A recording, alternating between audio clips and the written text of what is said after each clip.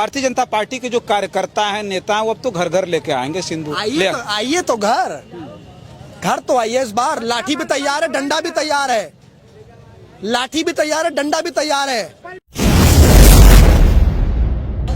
जो अपनी वाइफ का सिंदूर बचा नहीं पाया हो, वो घर घर महिलाओं के भी सिंदूर पहुंचाने जाएगा।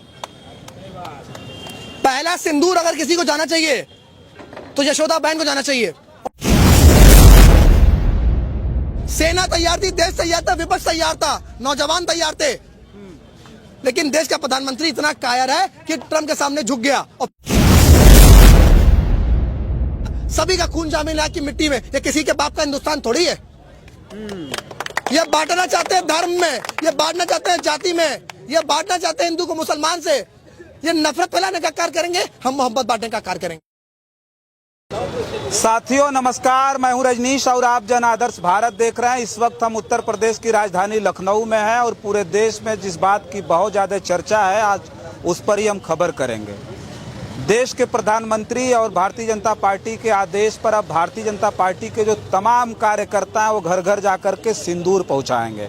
पूरे 1 महीने का कार्यक्रम बताया जा रहा है। इस बीच उन तमाम घरों में सिंदूर जाएगा और वो सिंदूर जो भेजा जा रहा है वो जो ऑपरेशन सिंदूर था, जिसे इस देश की सेना ने अंजाम दिया और तमाम जो पाकिस्तान के आतंकवादी ठिकाने थे उन्हें उड़ाया, उसकी सफलता के बाद ये कार्यक्रम संचालित होने जा रहा है, जिसे लेकर के अब देश के लोगों में ऐसी चीजें लोग कह रहे हैं कि पहले से प्रधानमंत्री हैं जो इतना बड़ा काम कर रहे हैं और घर घर सुहागिनों को सिंदूर भेज रहे हैं। हमारे साथ बातचीत करने के लिए आर्यन मिश्रा हैं, बहुत बहुत स्वागत है आपका। बहुत बहुत धन्यवाद। आपका जो मुद्दा है वो एकदम विपरीत है। भला आपका मुद्दा नहीं है, वो तो भारतीय जनता पार्टी का ढकोसलेबाजी है। ऑपरेशन सिंदूर, घर घर सिंदूर पहुंचाएंगे। वो पहुंचाएगा कौन? नेतृत्व किसका है? प्रधानमंत्री नरेंद्र मोदी का। जो अपनी वाइफ का सिंदूर बचा नहीं पाया हो, वो घर घर महिलाओं के भी सिंदूर पहुंचाने जाएगा। पहला सिंदूर अगर किसी को जाना चाहिए तो यशोदा बहन को जाना चाहिए और प्रधानमंत्री के द्वारा जाना चाहिए, जिसको उन्होंने छोड़ा है। सबसे पहले उनको भेजवा, पहले उनको भेजें और उसकी तस्वीर साझा करें कि मैंने जो गलती पहले की थी उस गलती को सुधार रहा हूं और यशोदा बहन को अपना रहा हूं। हिंदू धर्म में अपनी बीवी को छोड़ना बहुत बड़ा पाप होता है। 7 फेरे लेते हैं, साथ रहने की, 7 कस्में खाते हैं। आपने हिंदू धर्म का अपमान किया है, सनातन का अपमान किया है। आप बनते हो बहुत सनातनवादी, बहुत बड़े हिंदूवादी नेता।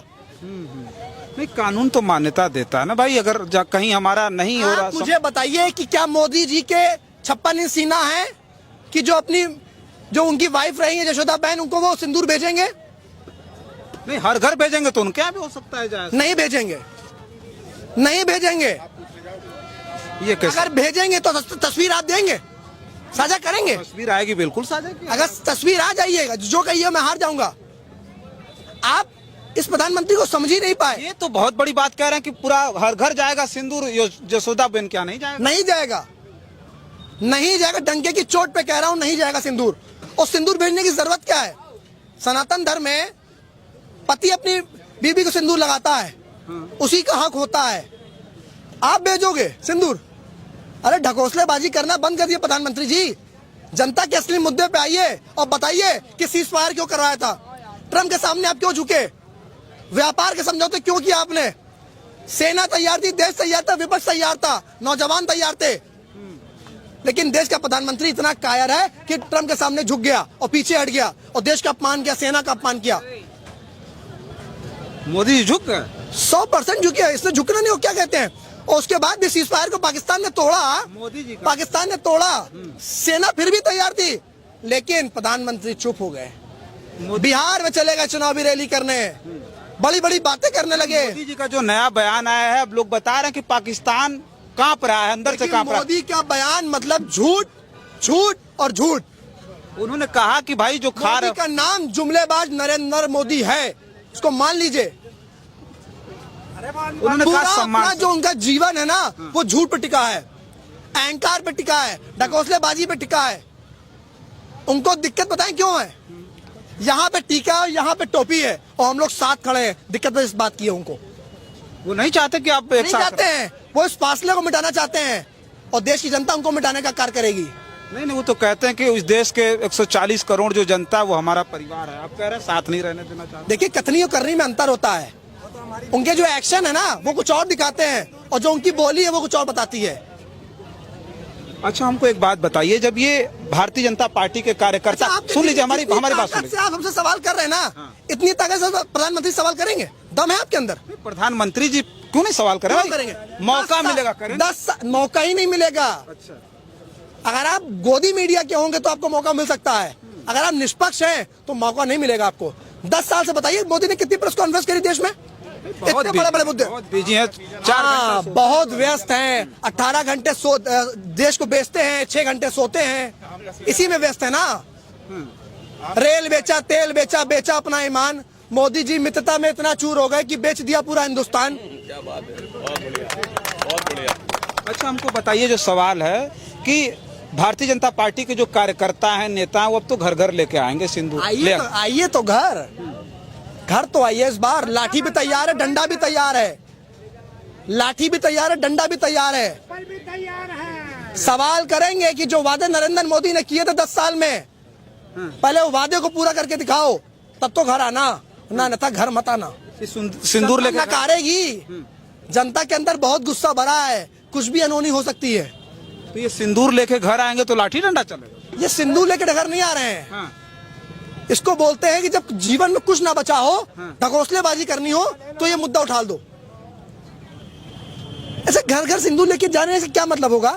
जो 4 आतंकवादी हमारे घर में भारत में घुसे थे, इतने बहन बेटियों का उन्होंने सिंदूर उजाड़ा है, उसका बदला ले नहीं पाए और सिंदूर घर भिजवाने चले। जो उसके 4 आतंकवादियों के स्केच जारी हुए थे, क्या उन्होंने इनको मारा? देश की सेना तैयार थी, प्रधानमंत्री पीछे हटे। नहीं, उनकी खोजबीन चल रही, पाताल में भी रहेंगे, खींच के लाके मारेंगे वो। पहले उसको मारे, पहले उनका हमें सर चाहिए, उसके बाद सिंदूर भेजने का कार्य करें। ढकोसलेबाजी करना बंद करें, जनता के असली मुद्दों पे बात करें। अच्छा, एक बात, एक आखिरी सवाल हमारा ये है कि मोदी जी जो कह रहे हैं, भारतीय जनता पार्टी जो कह रही है, ऑपरेशन सिंदूर की सफलता के बाद भारतीय जनता पार्टी ने ये बताने का प्रयास किया पूरे देश को कि जो हमारी सेना है उसके अंदर अदम्य साहस है। तिरंगा यात्रा निकाला, उसके साथ साथ ये जो सिंदूर भेज रहे हैं, वो सारा कुछ कहा जा रहा है कि सेना के सम्मान के प्रति ये सारा कुछ हो रहा है। उसके बाद भी ये विपक्ष 2 चीजें परेशान, 2 चीजें हैं। विपक्ष नहीं परेशान है, जनता सवाल कर रही है। ऑपरेशन सिंदूर सेना ने किया, चौराहों पर बड़ी बड़ी होल्डिंगें लगी हैं, उसमें नरेंद्र मोदी, राजनाथ सिंह, अमित शाह की फोटो लगी है, उसमें सेना कहाँ है मुझे बताइए? उसमें भारत का तिरंगा कहाँ है मुझे बताइए? ऑपरेशन सिंदूर सेना ने किया था ना, ये तो सेना को जाना चाहिए, वो क्यों गायब है? ये सेना का अपमान है। और दूसरी बात, ये बनते अपने आप को राष्ट्रवादी। 52 साल तक आरएसएस ने अपने कार्यालय पे भारत का झंडा नहीं फहराया है। ये अपने आप को आरएसएसवादी कहते हैं, देशवादी कहते हैं, राष्ट्रवादी कहते हैं। अगर राष्ट्रवादी इस देश में कोई है तो सच्चा हिंदुस्तानी और कांग्रेस के लोग हैं। कांग्रेस के बता रहा हूं आपको। बताइए।